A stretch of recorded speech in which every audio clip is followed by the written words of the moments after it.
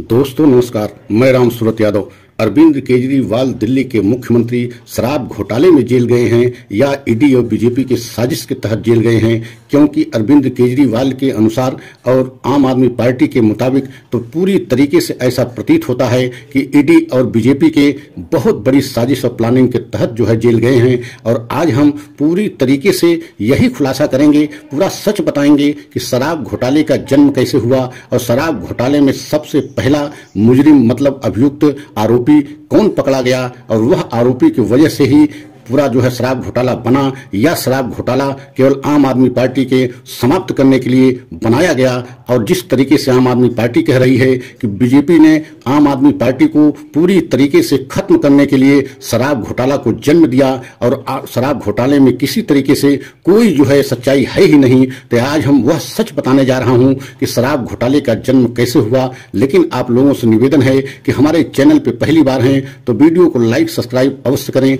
Video को अंत तक जरूर देखें। तो सबसे पहले आपको यह जानना बहुत जरूरी होगा कि शराब घोटाले का जन्म कैसे हुआ। तो 2022 में और 10 नवंबर को पहली बार जो है ईडी के द्वारा शरद चंद्र रेड्डी को गिरफ्तार किया गया और यह बताया गया ईडी के द्वारा कि शराब घोटाले का सरगना और शराब घोटाले का मुखिया, एक तरीके से शराब घोटाले के जन्मदाता शरद चंद्र रेड्डी हैं। तो आपको यह समझना बहुत जरूरी है कि शरद चंद्र रेड्डी को ईडी ने 10 नवंबर 2022 को पहली बार गिरफ्तार किया और सबसे पहले अभियुक्त और एक तरीके से उनको सरगना बताया गया, पूरी तरीके से शराब घोटाले के जन्मदाता बताया गया। लेकिन उनके जो है गिरफ्तारी के 5 दिन बाद ही जो है 5 करोड़ रुपए का इलेक्टोरल बॉन्ड खरीदा जाता है और उस इलेक्टोरल बॉन्ड को जो है बीजेपी को दिया जाता है और बीजेपी उसको कैश भी करा लेती है। लेकिन आपको और जानकर बेहद हैरानी होगी कि वही शरद चंद्र रेड्डी 4-5 महीने तक जेल में बंद रहा और कई बार जो है कि कहते हैं कोर्ट में पेश भी हुआ।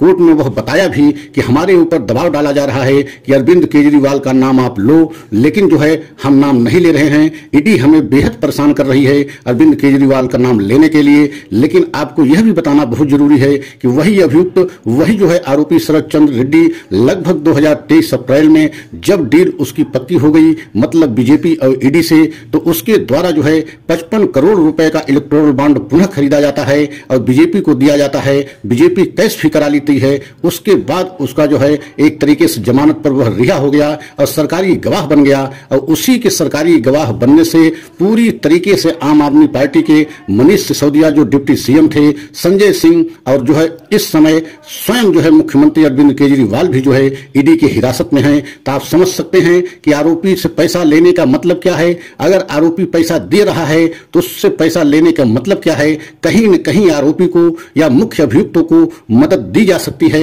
और मदद दी गई। यही आरोप अरविंद केजरीवाल लगा रहे हैं और यही आरोप पूरा जो है आम आदमी पार्टी लगा रही है कि शराब घोटाला तो कहीं हुआ ही नहीं है। शराब घोटाले को एक तरीके से साजिश और प्लानिंग के तहत जन्म दिया गया है और शराब घोटाले के नाम पे एक बहुत बड़ा खेला खेला जा रहा है और ईडी को शामिल करके बीजेपी आम आदमी पार्टी को समाप्त करने के लिए यह बहुत बड़ा खेला खेल रही है कि पूरी तरीके से आम आदमी पार्टी के सभी बड़े बड़े नेताओं को इस समय जेल में डाला गया है। और कल को अगर शराब घोटाले में किसी की सजा नहीं हुई तब आप सोच सकते हैं कि क्या जो इस समय बीजेपी के आरोप जो है ऊपर लगाया जा रहा है या ईडी के ऊपर जो आरोप लगाया जा रहा है अरविंद केजरीवाल की तरफ से, आम आदमी पार्टी की तरफ से, तो क्या इसमें आने वाले समय में बहुत बड़ा एक तरीके से खुलासा हो सकता है। और आपने देखा भी है कि अरविंद केजरीवाल के मामले में अमेरिका स्वयं दखल दिया और अब तो संयुक्त राष्ट्र परिषद के प्रवक्ता भी जो है इस मामले को लेकर के जो है एक तीखी टिप्पणी किया है कि क्या भारत एक लोकतंत्र है।